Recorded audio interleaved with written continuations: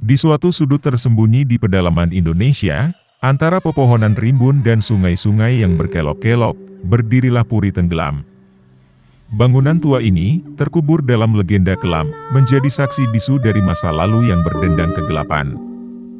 Dindingnya yang retak dan atapnya yang hampir runtuh menciptakan gambaran yang mencolok namun tak terlupakan. Tapi meskipun fisiknya yang terabaikan, keberadaan puri ini tak pernah benar-benar terlupakan oleh masyarakat setempat. Bahkan, cerita-cerita mencekam tentang roh-roh jahat yang berkeliaran di dalamnya telah mendarah daging di antara generasi-generasi. Seorang peneliti bernama Riza telah mendengar kabar tentang Puri Tenggelam dari seorang petani tua bernama Pak Harjo. Di dalam kedai teh desa, sambil menyesap secangkir teh hangat, Pak Harjo bercerita dengan mata berkaca-kaca tentang malam-malam kelam di mana suara-suara misterius dan bayangan-bayangan tak terlihat bermain-main di sekitar puri itu. Pak Harjo melanjutkan, dulu, nenek moyang kita mengatakan bahwa puri itu dipenuhi oleh roh-roh gelap yang terperangkap akibat praktik-praktik hitam dari masa lalu. Katanya, mereka masih merajalela di dalamnya hingga sekarang. Riza mendengarkan dengan penuh perhatian, mata berbinar-binar. "Apa yang Anda tahu tentang ritual-ritual tersebut?" tanyanya. Pak Harjo mengernyitkan kening, seolah-olah merenungkan masa lalu yang jauh. "Sayangnya, tidak banyak yang saya ketahui." Ceritanya berputar-putar di antara penduduk desa, tapi kebanyakan menghindari berbicara tentangnya. Tapi saya bisa memberitahu Anda tentang tempat-tempat yang paling sering mereka lihat dan suara-suara yang kerap terdengar. Suatu malam, di bawah langit yang penuh awan, Riza memutuskan untuk mengikuti panggilan itu. Dalam gelapnya malam, dia berjalan perlahan menuju Puri Tenggelam. Bulan tersembunyi di balik awan, memancarkan cahaya rembulan yang samar-samar. Angin malam membawa hembusan yang memicu perasaan cemas di dalam dada Riza. Tidak terasa, dia sampai di depan puri yang berdiri megah di bawah cahaya rembulan yang pucat, seperti pemandangan dari mimpi buruk. Dengan napas terengah-engah, Riza memandang puri tersebut.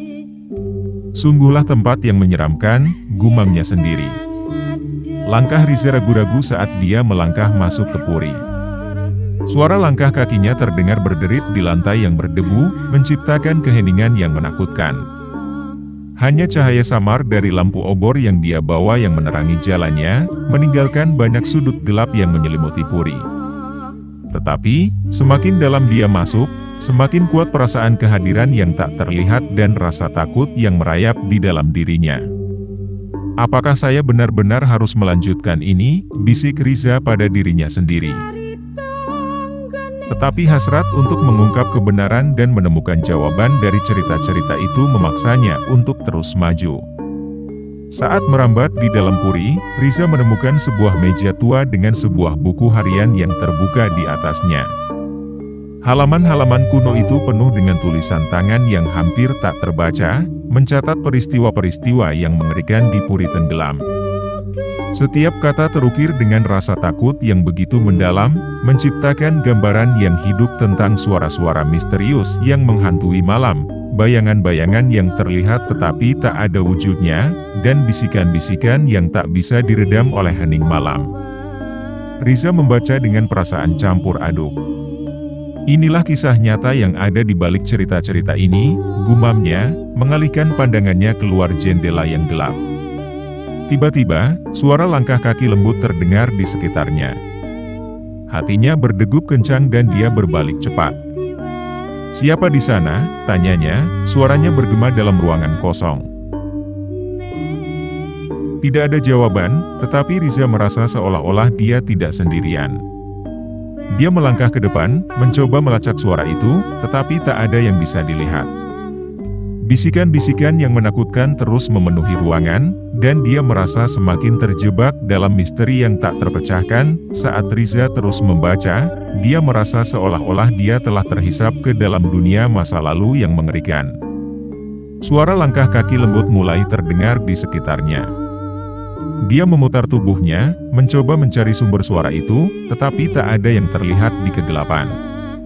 Bisikan-bisikan yang menakutkan merayapi pikirannya, meningkatkan rasa kebingungan dan ketakutan yang dia rasakan. Dan tanpa peringatan, pintu masuk ke ruangan itu tertutup dengan sendirinya, meninggalkan Riza terperangkap dalam kegelapan yang mencekam. "Hei! Buka pintunya!" teriak Riza dengan nada cemas, mencoba membuka pintu yang tertutup rapat.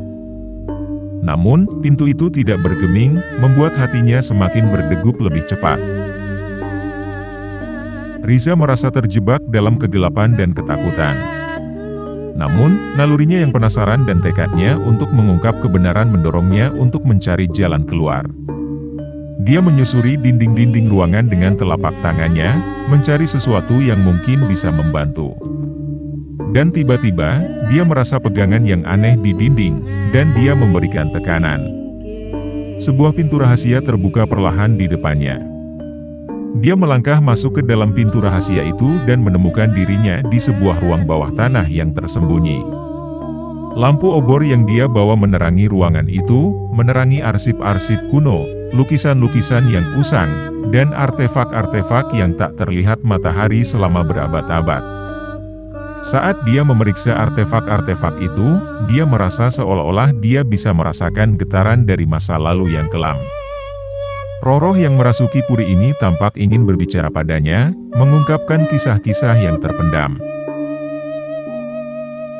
Dengan tekad yang bulat, Riza mulai memahami bahwa dia harus menghadapi roh-roh jahat ini untuk mengungkapkan kebenaran yang sebenarnya. Dia belajar tentang mantra-mantra pembersih dan ritus-ritus kuno yang mungkin bisa meredakan kegelapan ini. Dia menghabiskan malam-malam belajar tentang cara-cara untuk mengatasi roh-roh jahat dan menyiapkan dirinya untuk ritual yang berbahaya. Saat dia melanjutkan penelitiannya, Riza melihat gambaran-gambaran mengerikan di dinding yang menggambarkan ritual-ritual yang menyeramkan. Dia merasa bulu kuduknya berdiri tegak, tetapi tekadnya tidak pernah goyah. "Aku harus mengatasi kegelapan ini," gumamnya kepada dirinya sendiri dengan penuh tekad. Pada suatu malam yang gelap dan hening, di bawah cahaya rembulan yang lembut, Riza memulai ritualnya. Cahaya obor menyala di sekelilingnya, menciptakan lingkaran cahaya yang melawan gelapnya malam.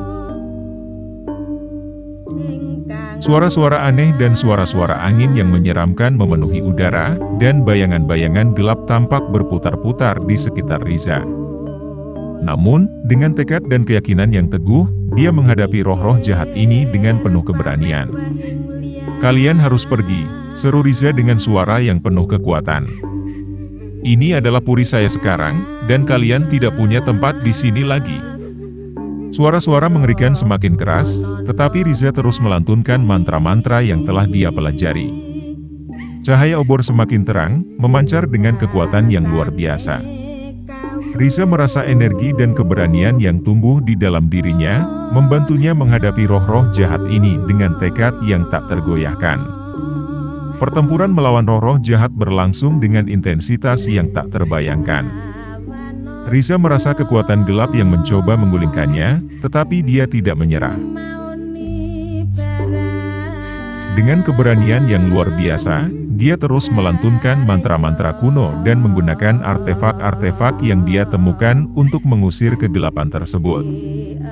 Cahaya obor semakin terang, memenuhi ruangan dengan sinar yang kuat. Riza merasakan adrenalin dan kekuatan dari dalam dirinya yang dia tidak pernah tahu sebelumnya. Suara-suara mengerikan semakin mereda, dan bayangan-bayangan gelap berputar lebih lambat.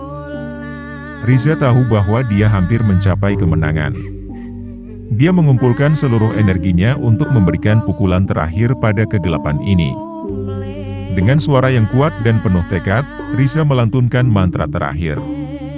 Cahaya obor meledak dengan kecerahan yang membutakan, memancarkan energi yang mengusir roh-roh jahat itu dari puri.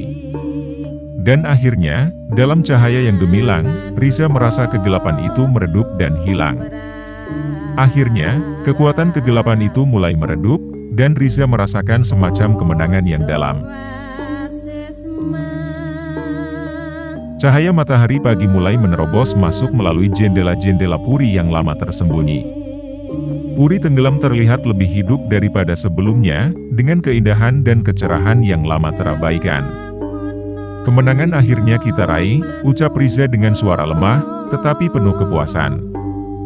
Dia merasa lega bahwa perjuangannya selama ini tidak sia-sia. Kisah tentang Riza dan perjalanannya di Puri Tenggelam menjadi legenda yang terus diceritakan di desa dan wilayah sekitarnya.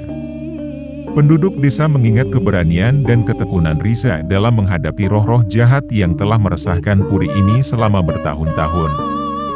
Puri Tenggelam, yang dulu dianggap sebagai tempat angker yang harus dihindari, kini menjadi simbol perjuangan manusia melawan kegelapan dan rahasia yang tersembunyi.